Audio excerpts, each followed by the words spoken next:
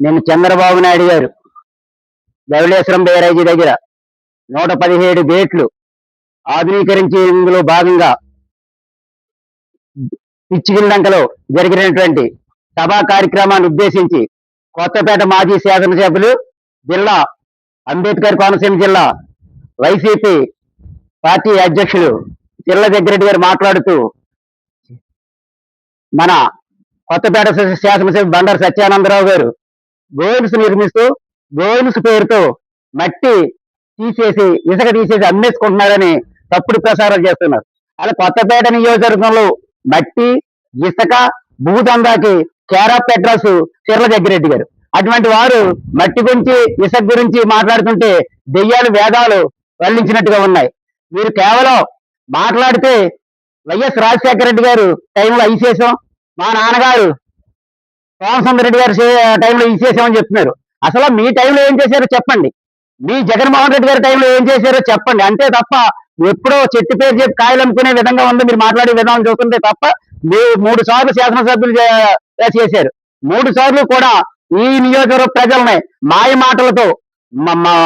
మాటలతో మబ్బుల్లో పెట్టి మీరు కేవలం అత్యవసర ఓట్లతో 2000తో ఒకసారి, 700తో ఒకసారి, 3400తో ఒకసారి గెలవడం జరిగింది. మీ మాయ మాటలు అన్ని తెలుసుకునే 2024 ఎన్నికల్లో బండారు సత్యానందరావు గారు 24 ఎన్నికల్లో అత్యధిక మెజార్టీతో 57 మెజార్టీతో గెలిపించడం జరిగింది.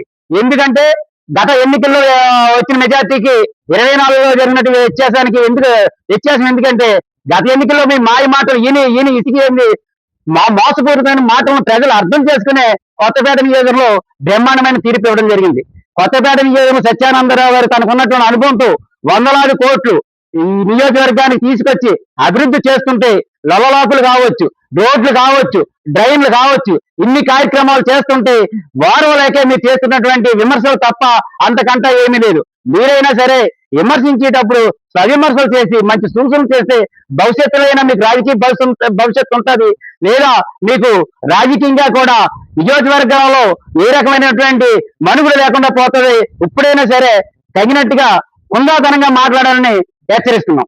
రేస్ గేట్ల మరమ్మత్తు నిమిత్తం 150 కోట్లు చంద్రబాబు నాయుడు గారి చేతుల మీదుగా విడుదల చేయడం, ఆ కార్యక్రమం ఘన విజయం కావడం, ఇలా ఈ జనసంద్రం చూసి ఓరవలేక ఏదైతే సాక్షాత్ ముఖ్యమంత్రి చంద్రబాబు నాయుడు గారిని బుడబొక్కలవాడని సంబోధించడం మీ అహంకార ధోరణికి, వైసీపీ అహంకార ధోరణికి ఒక నిదర్శనం.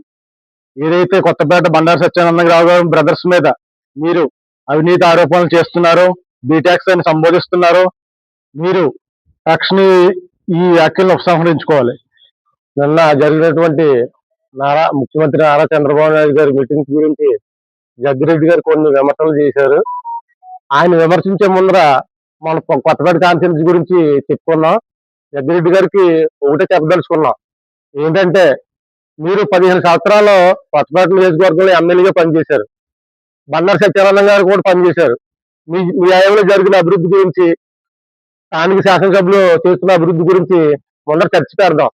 ఎందుకంటే మీరు చేసిన 15 సంవత్సరాల కాలంలో లొల్లలాకుల విషయంలో కానీ, కాలువల విషయంలో కానీ లొల్లలాకులు ఆయిల్ ఎత్తక బీజీ దెబ్బ కూడా కొనుక్కు రాలేదు. కానీ సత్యానందం గారు 73 కోట్లతో లొల్ల ఆధునీకరణ పనులు చేపట్టడం కానీ, మురుగు కాలంలో వెడల్పు చేయటం, పంట కాలంలో పూడికి తీత అవన్నీ అభివృద్ధి పనులు చాలా వేగవంతంగా పనిచేశారు. కానీ మీ హయాంలో ఒక కాలం బాగు చేసినట్టు కానీ, ఒక డ్రైన్ బాగు చేసినట్టు కానీ ఎక్కడైనా నిరూపిస్తే బహిరంగ చర్చకు సిద్ధం.